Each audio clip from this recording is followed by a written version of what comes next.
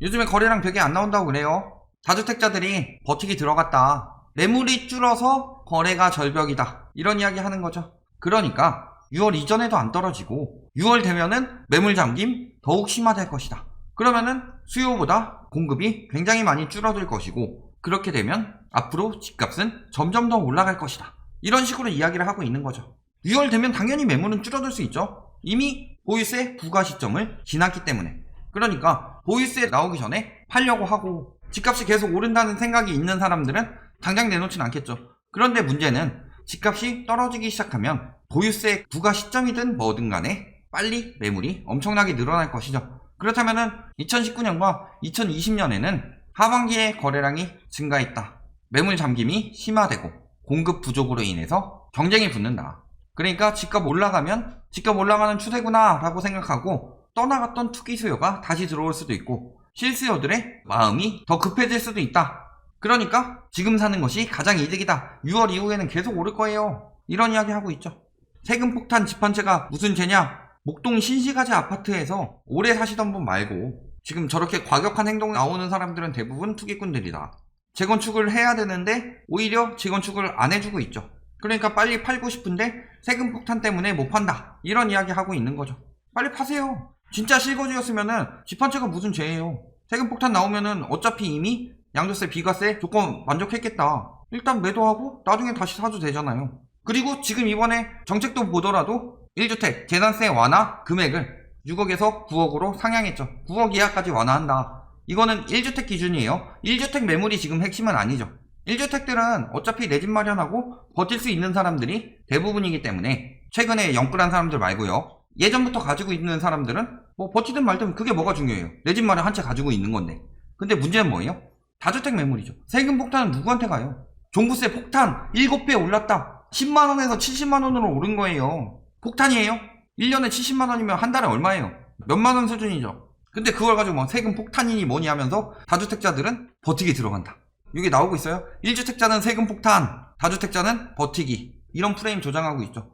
하지만 문제는 다주택자들이 매물 내놓고 있죠. 그런데 그런 부분은 쏙 빼놓고 이야기를 하고 있다. 매매뿐만이 아니라 전세 매물도 없대요.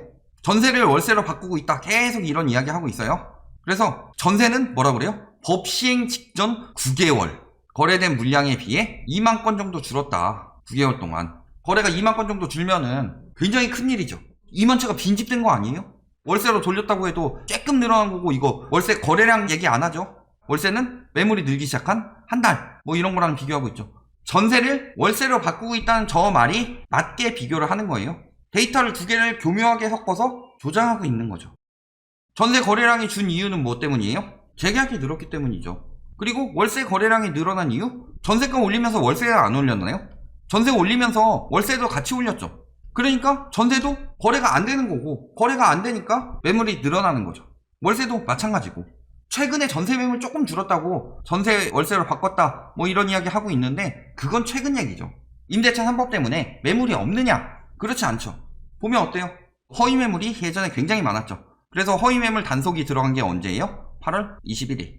그리고 한 달간 유예기간 줬으니까 9월 21일이죠.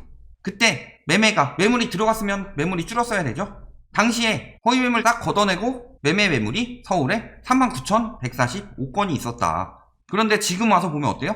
45,854건이다. 매물이 줄어서 거래가 안 되는 거예요? 매물은 늘었죠. 최근에 조금 감소한 거 가지고 이야기하고 있는데 실질적으로 3월에 많이 늘었죠. 왔다리 갔다리 하고 있다 매물 쌓이고 있는 상황이죠. 지금 6,000건 이상 늘었어요. 그 다음에 전세 보면 어때요? 임대차 3법 때문에 전세값 무지하게 오른다 이런 이야기 해가지고 전세값 그리고 따라서 월세값까지 엄청나게 올렸죠. 근데 전세 지금 얼마나 늘었어요?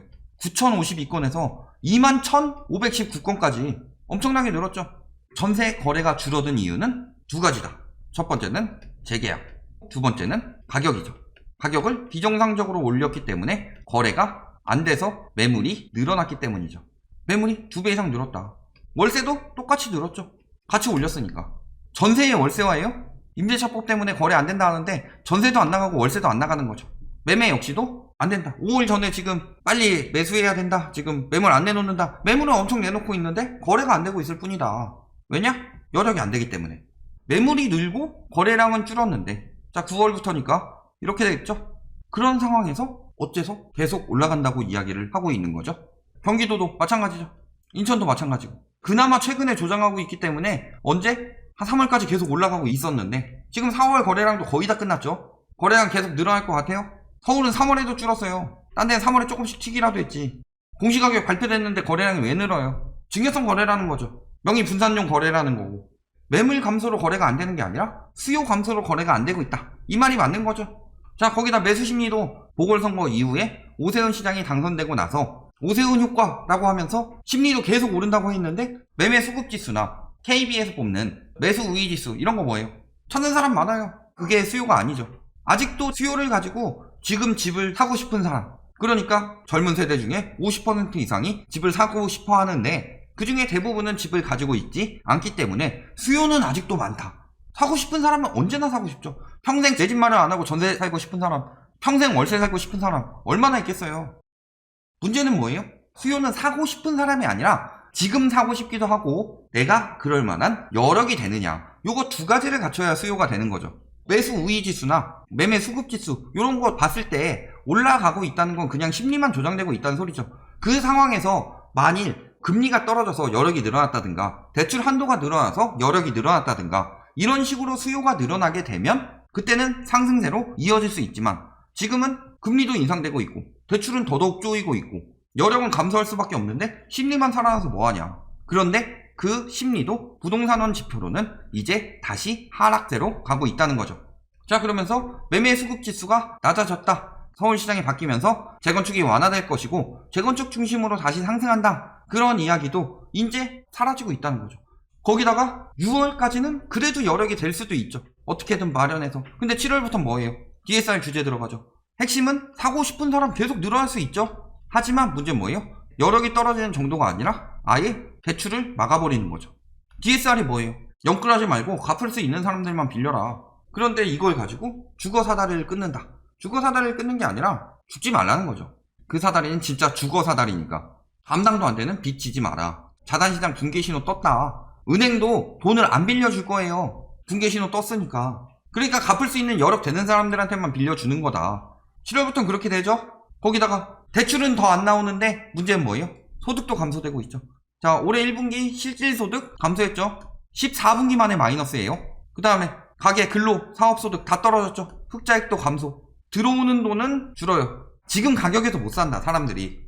그런데 6월 이후에 더 오른 가격에 어떻게 사냐. 말이 돼요? 그 다음에 9월부터는 뭐 돼요? 121조 대출 만기 도래하죠. 이것들이 대부분 연체율에 들어가지 않는 그런 가계부채였죠. 어떻게 되겠어요? 앞으로. 안 그래도 지금 가계비, 은행 지금 대출 부실 폭탄 되겠다. 터지기 시작하면은 은행에서는 더더욱 악착같이 받아가겠죠.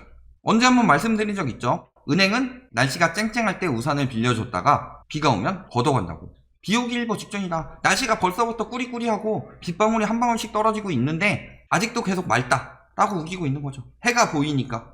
조심하셔야 되겠죠. 연내 금리 인상 가능성, 올해 내로 금리 인상. 자, 기준금리 인상이 되면은 두 가지 일이 생긴다. 첫 번째는 시중금리가 이런 식으로 인상되고 있죠. 작년 8월부터. 그런데 길기가 이런 식으로 인상되고 있는데 길기가 더 팍 올라간다. 변곡점이 하나 생길 수 있다는 거죠. 또 한 가지는 뭐예요? 저금리 아닌데 저금리라고 하고 있죠. 저금리 인식이 깨진다. 그리고 이때쯤 되면은 언론들도 살아남기 위해서 거짓말 더 이상 못한다는 거죠. 기준금리 인상됐다. 그러면 시중금리 가지고도 이야기 굉장히 많이 나올 거예요.